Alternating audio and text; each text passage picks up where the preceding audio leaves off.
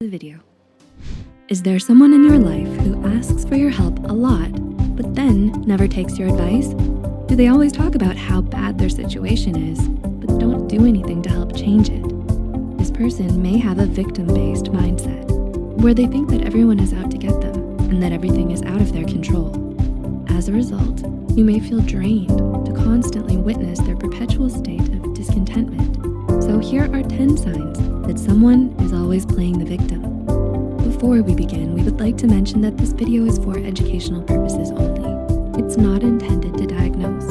Please talk with a counselor, life coach, or other professional if you're struggling. It's also important to note that there are people who have hardships that are valid, even if it may be hard to understand.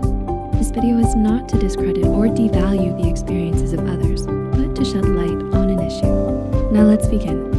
Number 1, they try to manipulate you. Does it seem like there's always something bad happening to this person? While it may seem like someone is just going through a hard time, they may be pulling the victim card to manipulate you. Perhaps they always try to find ways to get you to feel sorry for them, or they blame you for things out of their control. They may be trying to get you to believe that they are the victim, to get you to abandon your own needs to support theirs. Number 2, they place blame elsewhere. Have they ever taken any responsibility for their feelings or made efforts to improve their situation? People with a victim mentality tend to blame their shortcomings on external factors. Perhaps they feel that a bad relationship from their past is the cause of their unhappiness.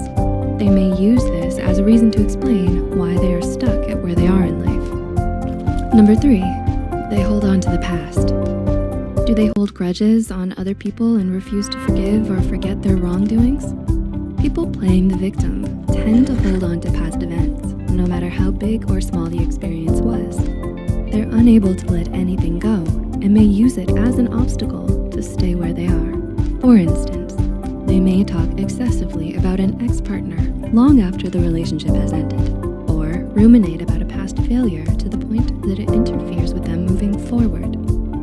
Number 4, they make excuses.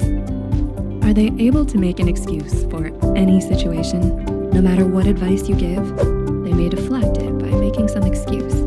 Maybe they think they aren't smart enough to pursue a certain hobby, or that learning a new skill takes too much time, energy, and money to learn. So they avoid it completely. This habit, combined with a tendency to hold on to the past and placing blame elsewhere, can prevent them from moving forward in their life. Number 5, they're unhappy about their situation.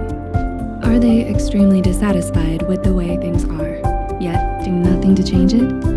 People with a victim mentality often have an idea of the life they want to be living, but find themselves unable to work towards the goal. Sometimes they may even use this dissatisfaction of their current life to make you take pity on them, so you'll help them. Apart from hurting their own well-being, this can be especially damaging to their relationships. Number 6, they don't trust you. Have they become needy and clingy to those around them? They may do so to get you to support them and their needs, so that they don't need to actually work to improve their situation. No advice may ever seem to suffice, and everything tends to stay at a standstill. As a result, you may end up feeling stuck along with them since you don't see them getting better. Number 7, they're draining to be around.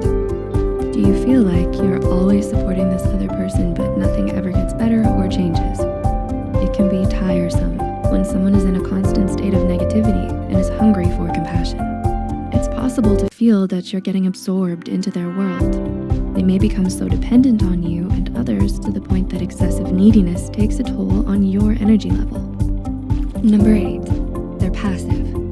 Do they not take action even when it's absolutely necessary?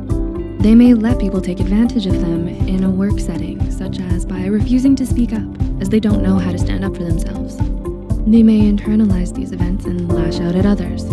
These encounters may cause them to feel weak and powerless. Number 9, they're insecure and unstable. Do they have low self-confidence or self-esteem? This may come from constantly comparing themselves to others and believing that there is no way to change themselves. They may even sabotage themselves and their relationships as assurance that nothing will improve. It may be a sign when they always seem to be in some sort of distress and when the relationships never seem to last long.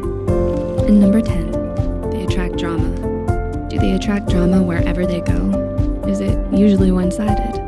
No matter what, it seems like there's always someone out there mistreating them. They make quarrel with others over seemingly small things all the time and say that the other person was completely in the wrong.